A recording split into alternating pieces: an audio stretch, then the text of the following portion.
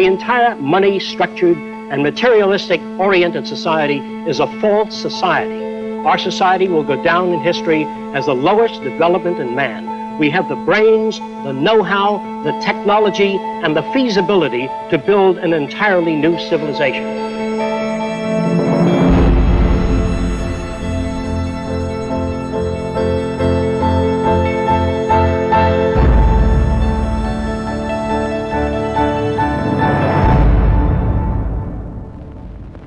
It was living through the 1929 Great Depression that helped shape my social conscience. During this time, I realized the Earth was still the same place. Manufacturing plants were still intact, and resources were still there, but people didn't have the money to buy the products. I felt the rules of the game we play by were obsolete and insufficient. Misery, suffering, and war provided the incentive for my life's work. I was also motivated by the seeming incompetence of governments, the academic world, and the lack of solutions offered by scientists. I realized instead of working with individuals, a more effective method would be to redesign the culture. This began a lifelong quest to finding solutions to the many problems that we have today.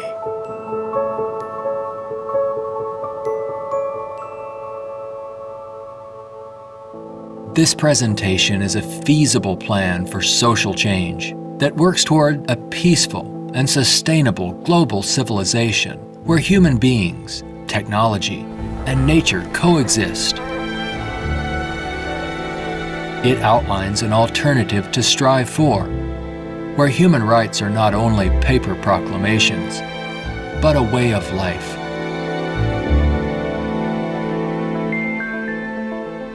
It is called the Venus Project.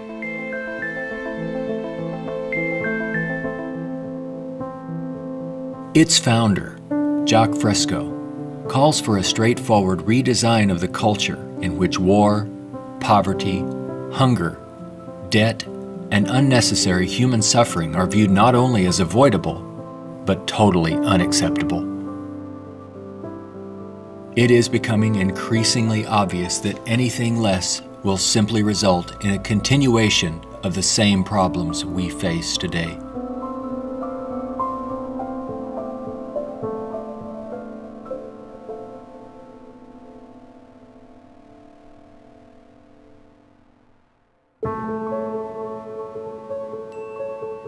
The Venus Project's Research Center, constructed by Fresco and Roxanne Meadows, is located in Venus, Florida.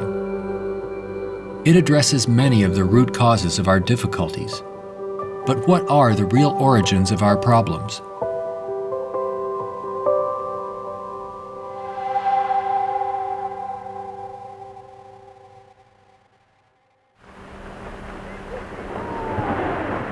At present, we are left with very few alternatives, since we're on a collision course of our own making.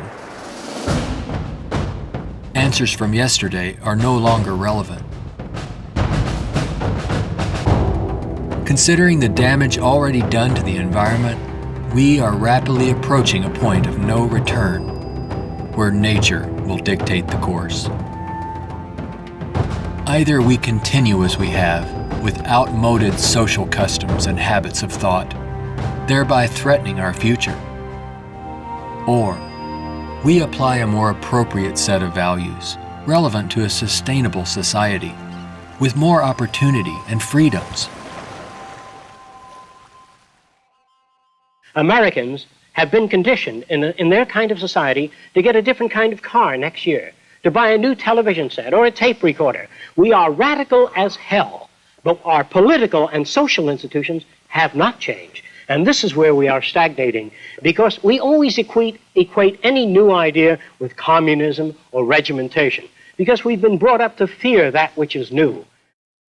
None of the world's economic systems, socialism, communism, fascism, or the free enterprise system have eliminated the problems of elitism, nationalism, racism, and most of all, scarcity. These are all based primarily on economic disparity. When money is used to regulate and distribute resources for profit, and people and nations are out for themselves, they will seek advantage at any cost. They do this by maintaining a competitive edge, or through military intervention. War represents the supreme failure of nations to resolve their differences. From a strictly pragmatic standpoint, it is the most inefficient waste of lives and resources ever conceived. Most wars are for the control of resources and maintaining your position of differential advantage. They're not based on the dignity of man. They're not based on elevating human beings. It might elevate the human beings in the country that's the victor. It might do that. But as far as the rest of the world goes, the price is enormous. This crude and violent attempt to resolve international differences takes on even more ominous overtones with the advent of computerized nuclear delivery systems and deadly biological and chemical weapons.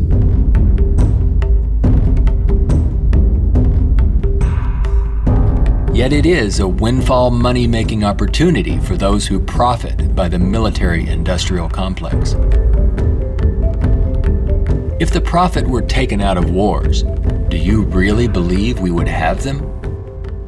If they draft you into the army to serve this country, you put up your life for this country, they should draft all the war industries. Every cannon maker, machine gun maker, automobiles, jeeps, warships, all drafted, so that on the same basis of pay as the army.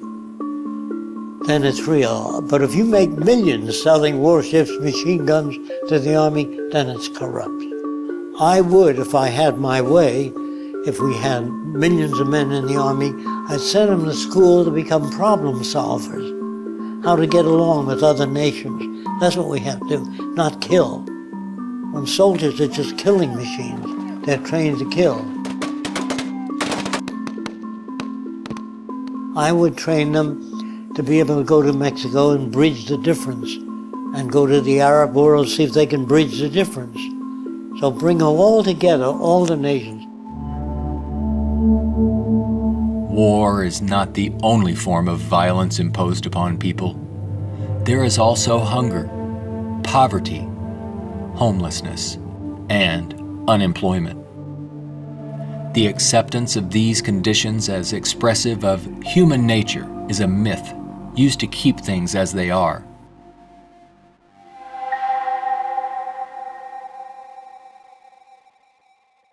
Genetics has nothing to do with greed, business, race prejudice. All of the operant systems in any society are part of your education, the books you read, the role models you follow, and the people you admire. The genes have nothing to do except with the color of your eyes, the shape of your nose, perhaps inherited features. The genes do not control values. And even if you're born with a much better brain than another person, meaning better receptors, the quality of the tissue is better, I would say that if you have a better brain and you live in a fascist country, you become a fascist faster. The brain has no mechanism of discrimination. The brain can't tell you what is relevant or less relevant, except experience. We are not born with greed, envy, hatred, or bigotry.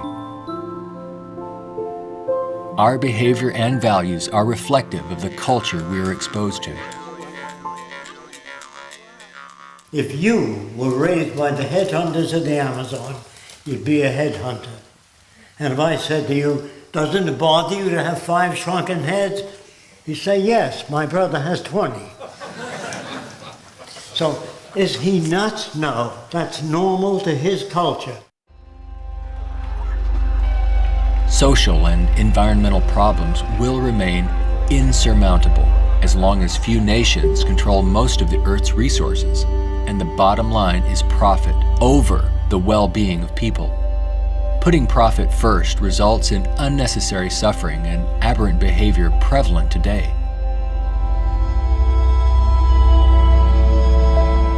Many people feel that we need the rule of law to eliminate our problems.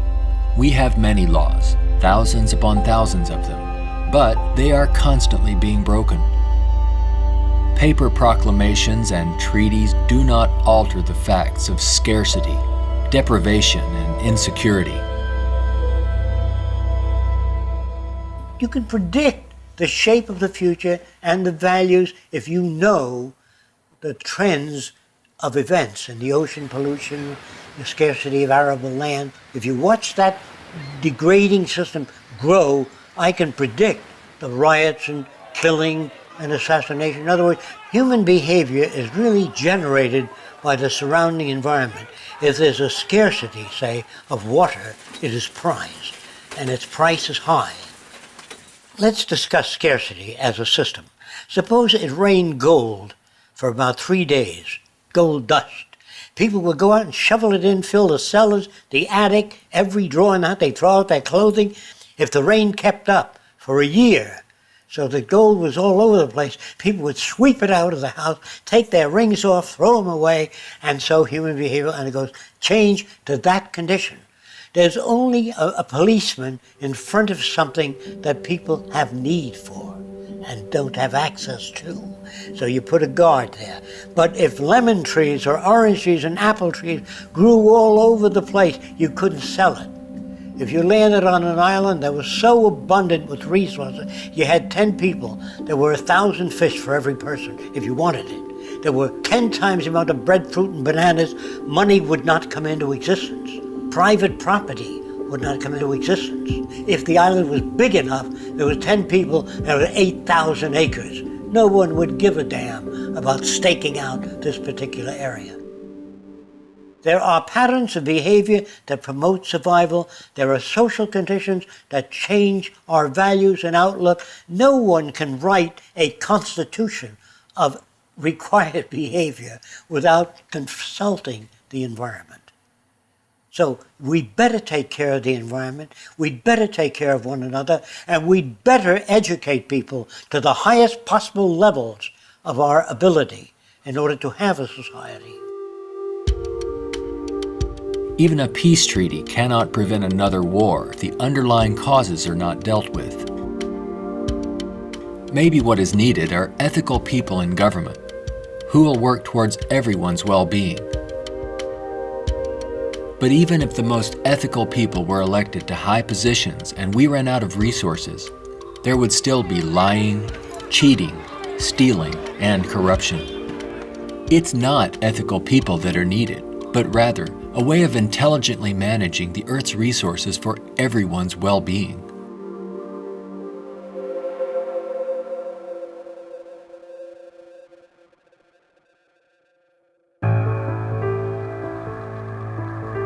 Let's examine our social arrangements further. To maintain our economy, products must continuously be sold.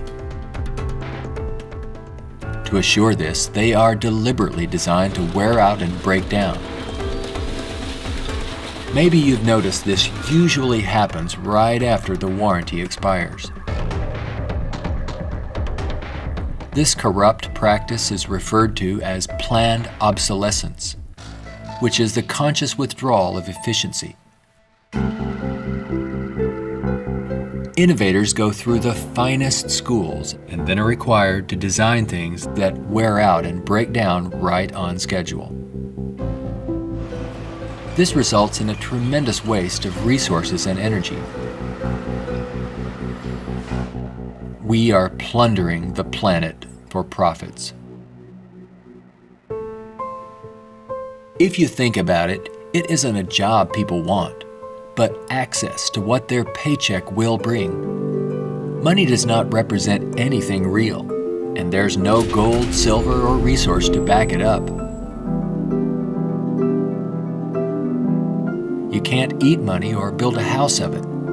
It's not even related to our real capacity to produce goods and services on this planet. The monetary system has been handed down from centuries ago, and we continue to use it without questions.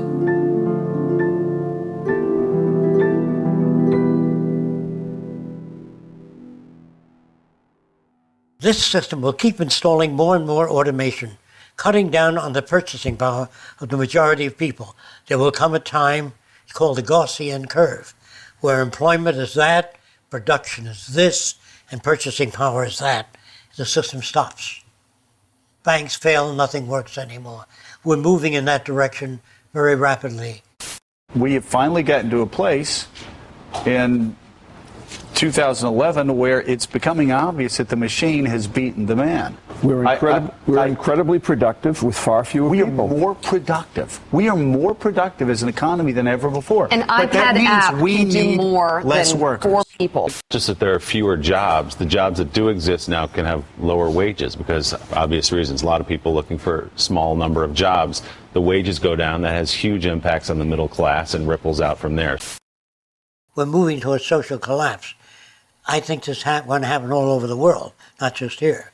And it doesn't require the overthrow of the government. It just requires that you let it alone. It'll overthrow itself. If you control the media, you can calm people down.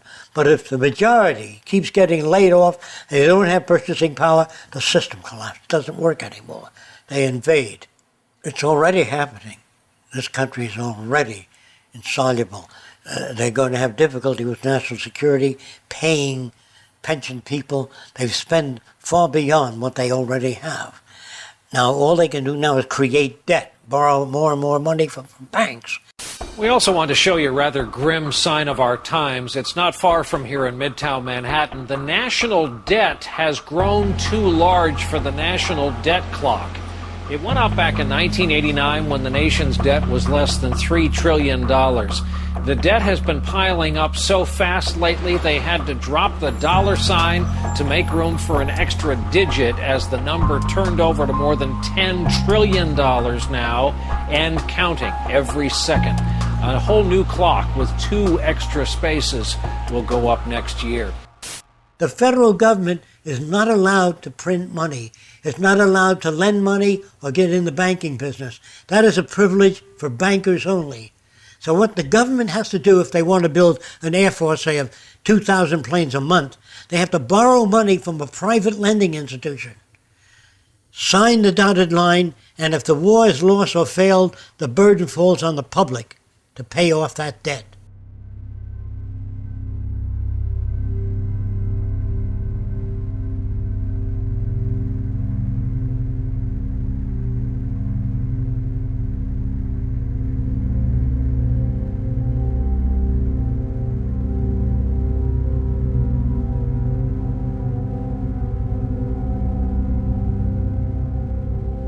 We find ourselves and our social constructs in a transitional state, a matter of social evolution. If we want to make it through these turbulent times, we must be able to adapt to change. All things change, including our social systems. Albert Einstein stated, "We cannot solve problems by using the same kind of thinking we used when we created them." Earth is still abundant with resources. Our practice of rationing resources through monetary control is no longer relevant and is actually counterproductive to our very survival. Today, we have highly advanced technologies, but our social and economic system has not kept up with our technological capabilities, which could otherwise easily create a world of abundance for all, free of servitude and debt. How can this be possible? There is not enough money to feed or house all people on this planet, let alone accomplish these more ambitious ends. But Earth has more than enough resources to meet the needs of all people, but only if managed intelligently.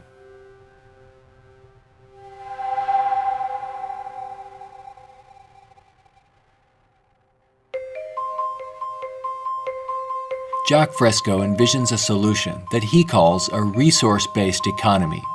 It is a socio-economic system in which all goods and services are available to everyone without the use of money, barter, credit, debt, or servitude of any kind. It is unlike any social system that has gone before. Fresco arrived at this direction through 75 years of study and experimental research.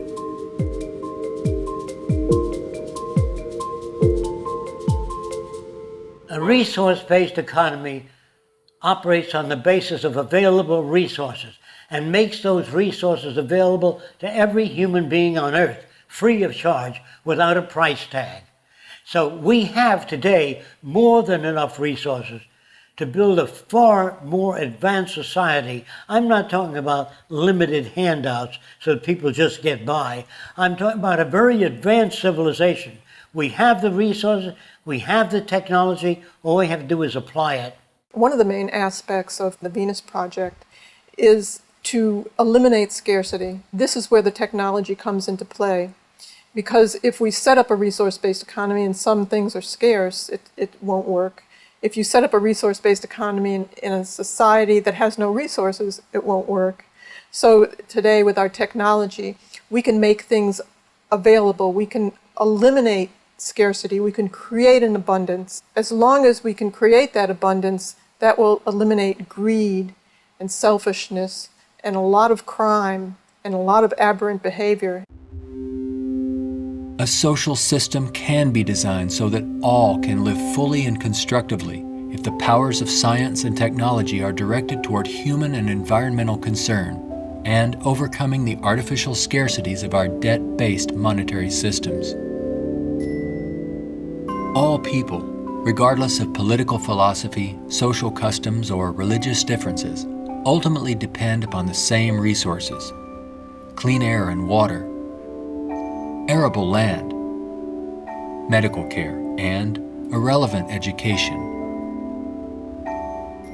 I think if you pledge allegiance to the earth and everyone on it, that'd be the way to go for the future.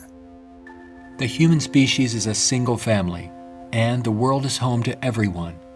Neither nations nor people can coexist separately any longer. No more separate nations. So anyone can go anywhere. Before the states joined together, they used to stake out their territory. They used to fight. They had militias. They would fight. This is our territory. Oh no, you're intruding. When all the states joined together, the government worked out the lines of the states and they agreed, and that was the end of territorial disputes. If you want the end of war, you must declare the earth common heritage.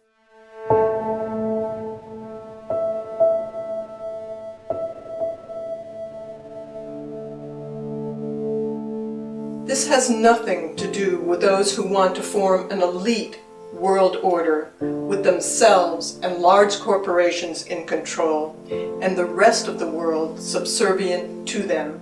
On the contrary, a global resource-based economy enables all people to reach their highest potential, where they can thrive and grow in a society that works in their behalf, a society that protects and preserves the environment as well, one that understands that we are part of nature, not separate from it.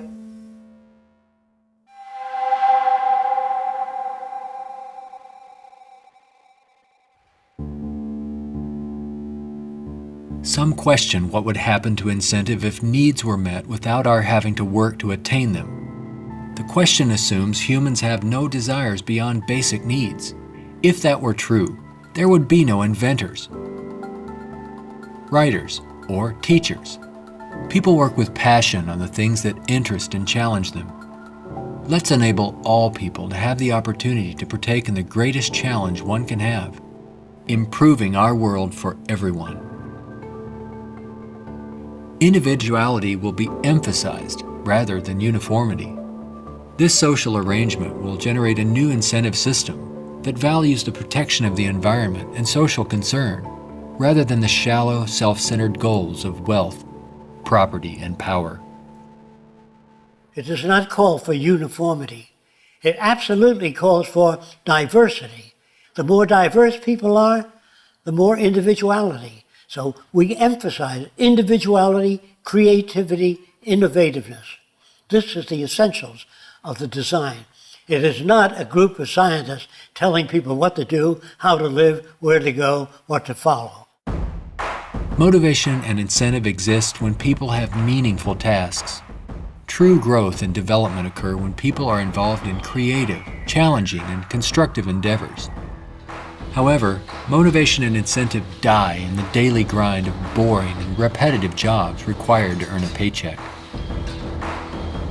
If you hand out things to people, if you fed them and clothed them and housed them free, they're not going to work in the morning because they don't need it. They got the housing, clothing, motion pictures, and entertainment. Well, why go to work? Work is painful, it's monotonous, it's boring.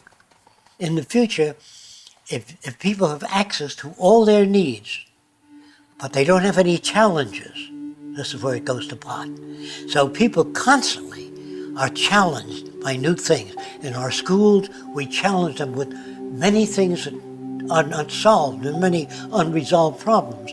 If you're well-fed and well-clothed, that doesn't stop your brain from working.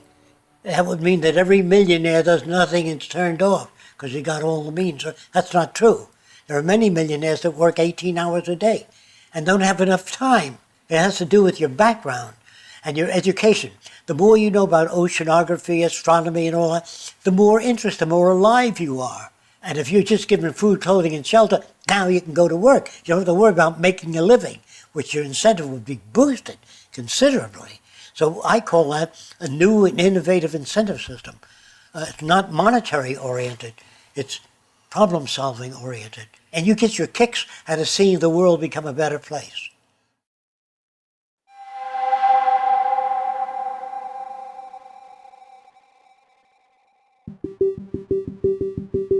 How can we use our technology wisely so that there is more than enough for everyone? To achieve this, it's mandatory that the planning for it be based on the carrying capacity of the planet's resources. Our entire infrastructure must be redesigned and operated as coherent, integrated total systems. This means we must consider our entire global community as one unit that includes everyone, and plan accordingly. Only in this way can we use our technology to overcome resource shortages, provide universal abundance, and protect the environment. Therefore, a global survey is first needed to assess exactly what we have. This would inventory our physical resources, personnel, production centers, and the needs of people. This enables us to determine the amount of goods and services needed. For instance, where is the arable land to grow crops? How many people are in various locations? And what is the state of their health? This would determine where hospitals are built and how many. If you try to do that today, ask for a global resource survey of all nations, they'd wonder, what are you trying to do that for? To find if we got enough resource to fight you in armaments and other things? They would be skeptical, hesitant to give that information. So I would say it wouldn't work in today's culture. But after the ideas are put forth and the reason for it and the advantages gained by all the nations, it would have to be specific advantages that they can understand in their terms. And if they agree, then the survey would be conducted. It's not my opinion or the opinion of anyone else would be used. It's the size of the population, the availability of resources, the carrying capacity of the earth that determines what is done and how fast things move. See, today it's done on a totally different basis. But in the future, it'll all be based on a form of dynamic equilibrium. That means operating everything at the highest potential without environmental neglect.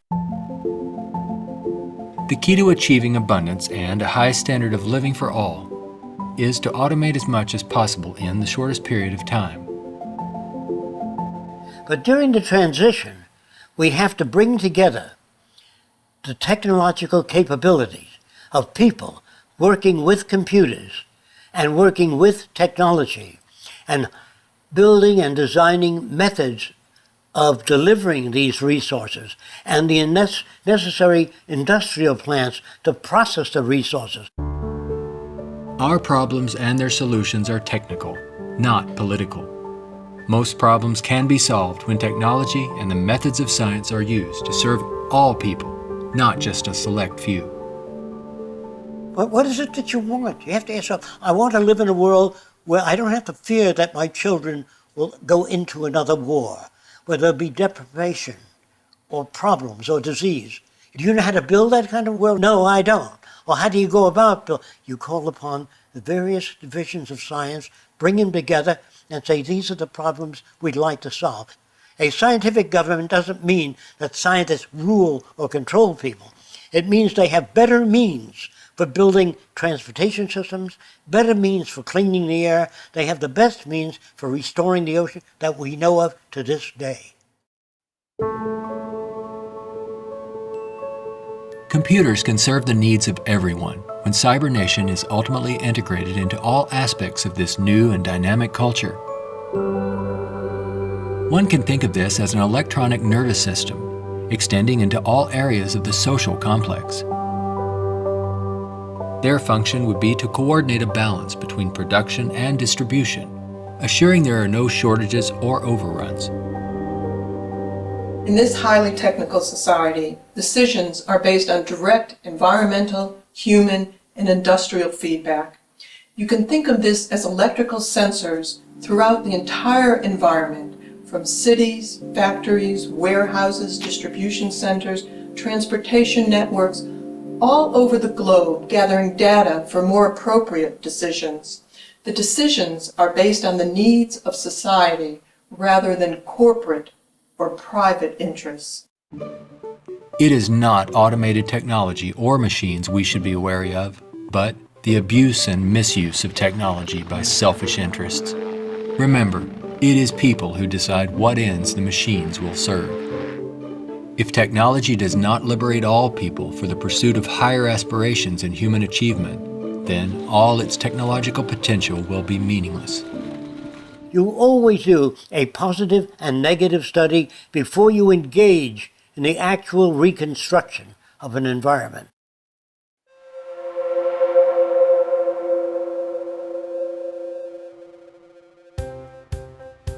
It's all just talk unless there is a technical plan to organize and use resources to accomplish abundance. What follows are some of the many approaches the Venus Project provides for the entire social spectrum.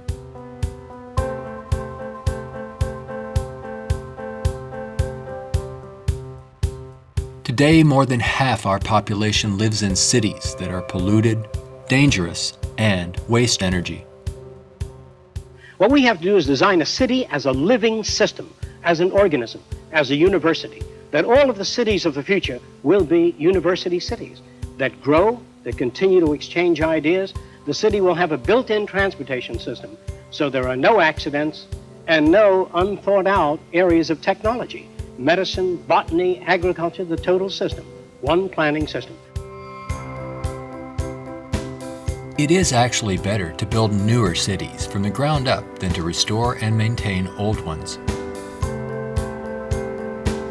Fresco uses a systems approach to designing new cities. They're desirable and pleasant places to live. The notion that intelligent overall planning implies mass uniformity is absurd. Cities would be uniform only to the degree that they would require far less materials, save time and energy, and be flexible enough to allow for innovative changes while preserving the local ecology. If we design our cities to meet human needs, you don't have most of the problems that are prevalent today. In the Central Dome, you have childcare, schools, dental care, medical care.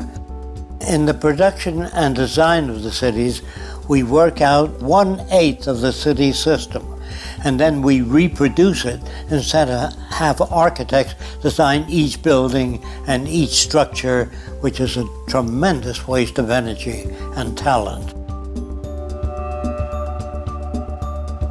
When working on solving the housing problem for all the world's people, construction techniques would be vastly different from those employed today.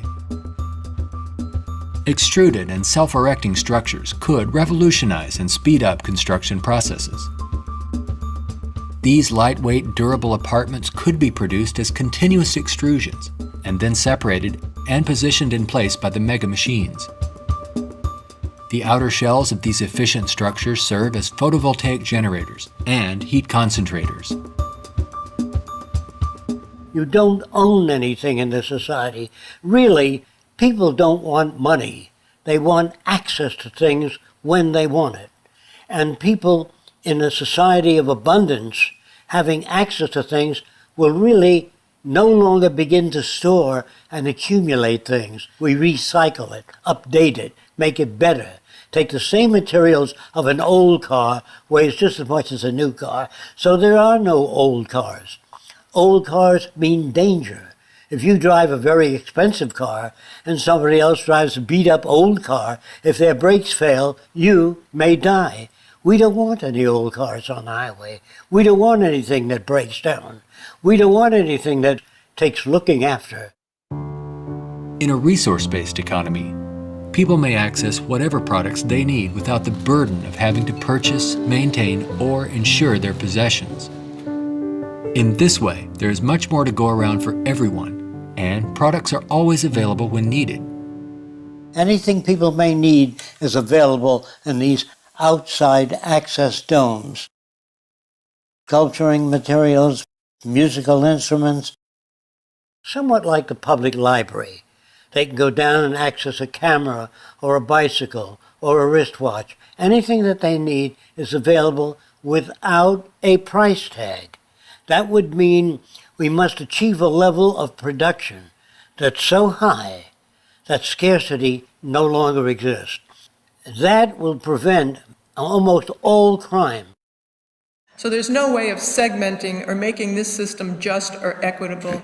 We have to make a system that assures human rights. You know, when everybody has free access to goods and services, you don't have to fight for women's rights or black rights. It's an automatic in a society that's set up that way. You don't have to make laws, don't steal. It would bypass that behavior. Surrounding the central dome, you have the research centers.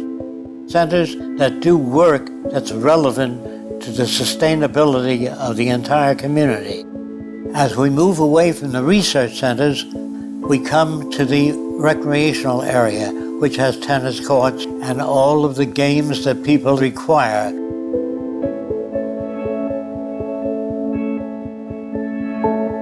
As we move away from that, we come to the residential district. There are streams, waterfalls, lakes throughout the area.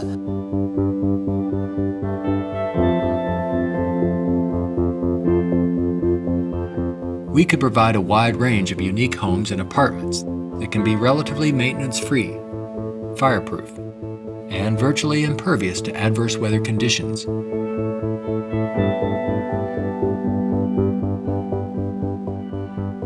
As we move to the next sector, we come to apartments. The reason some people want to live in apartments is because you have drama groups, you have gymnasiums, medical care, dental care, everything is built in to the central towers. I feel that in the future, people will move away from individual houses and live in larger complexes. As we move outward, we come to the indoor agriculture or hydroponic farms. Then there's also outdoor agriculture.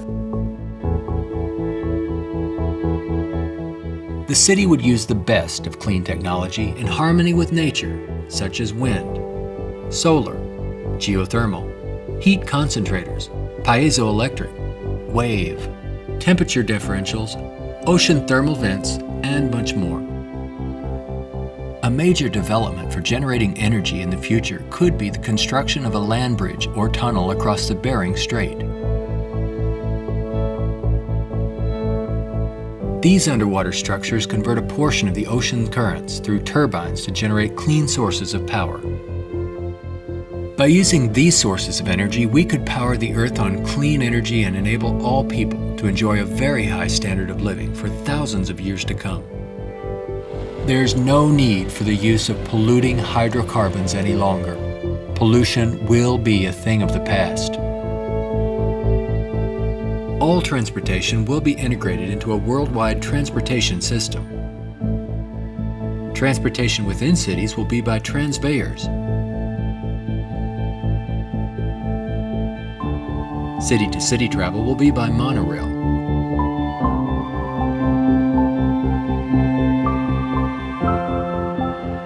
Maglev trains are utilized for long-distance travel. To enhance efficiency, this high-speed maglev train is equipped with removable sections, which can be disengaged while the train is in motion. Aircraft will display a wide range of configurations. These VTOL aircraft, or vertical takeoff and landing, are used to transport passengers and freight. The priority is safety rather than saving money or dealing with the lowest bidder. This modular freighter consists of detachable sections that can be rapidly loaded or unloaded. The number of sections varies depending on the amount of freight to be delivered. When all the sections are connected, they can be propelled as a single unit. Ships can be floating manufacturing plants that produce products while en route to their destinations. They can also serve as education centers, where children and adults travel worldwide, obtaining innovative education, not through vicarious study, but through experiencing and interacting with the real-world environment. A national transportation system would include a network of waterways, canals, and irrigation systems. They could serve to minimize the threat of floods and droughts while allowing for the migration of fish, provide natural fire breaks, emergency water sources, fish farms, and recreation areas. When we unleash science and technology directly into the social system without the restrictions of the marketplace, finances, or patents, we could achieve a very high standard of living within a very short period of time. This society would continuously improve, changing rapidly through new technologies, inventions, and ideas. It would be an emergent society rather than an established one like we have today. Imagine living in an extraordinary oceanic city, helping to restore the ocean environment while eliminating land-based population pressures.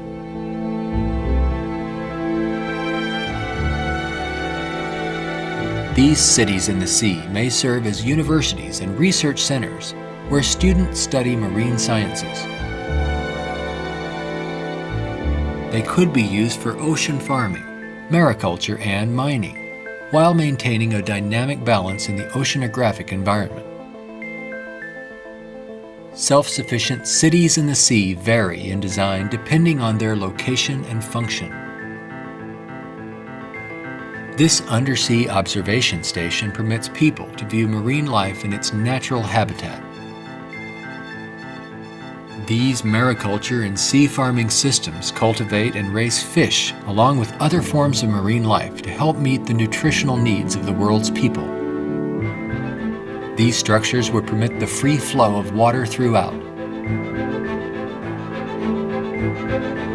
Using technology in this way would make it possible for a global society to achieve social advancement and worldwide reconstruction in the shortest time possible.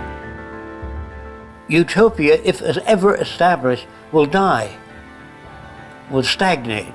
Whereas what I'm talking about, an evolving culture or an emergent culture, I have no notions of a perfect society. I don't know what that means. I know we can do much better than what we've got. I'm no utopian. I'm not a humanist who would like to see everybody living in warmth and harmony. I know that if we don't live that way, we'll kill each other and destroy the earth. This new lifestyle, while providing leisure and recreation, would also enhance knowledge and creativity for everyone. The measure of success would be the fulfillment of one's personal interest, rather than the acquisition of wealth and self-centered goals. A resource-based economy would not only change our environment to make it clean, efficient, and enjoyable, but it would introduce a new value system appropriate to the direction and aims of the new innovative approach. With education and resources made available, there would be no limit to the human potential. Everyone will have the freedom to pursue whatever constructive field of endeavor he or she chooses, without the economic limitations that we face today. We are now at a time when decisions must be made if we wish to evolve from our present culture of scarcity, waste, and environmental destruction to a sustainable society of ecological concern and abundance. A nation without a vision of what the future can be is bound to repeat past errors over and over again. If we say dishonestly that man is the highest form of evolution which you get in school, man destroys the oceans, the fish, the atmosphere, one another, and man flies over a city, presses a button, and burns everybody in the city with nuclear weapons. Is he the highest creation of nature? Not yet, in my opinion. We've got a long way to go. We could either develop paradise on earth or oblivion, wipe ourselves out. Only the future will tell. It's what you do to make the future. We can create a world where war and want are distant memories. When all of science and technology are used within a global resource-based economy for the protection of the environment and the well-being of all, only then will we understand what it means to be truly civilized.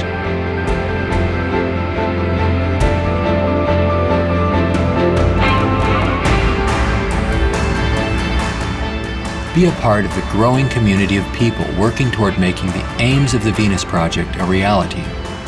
Join us in our efforts to bring this vision of a positive future to a wider audience through the goal of a major motion picture. All of these things can be built with what we know today.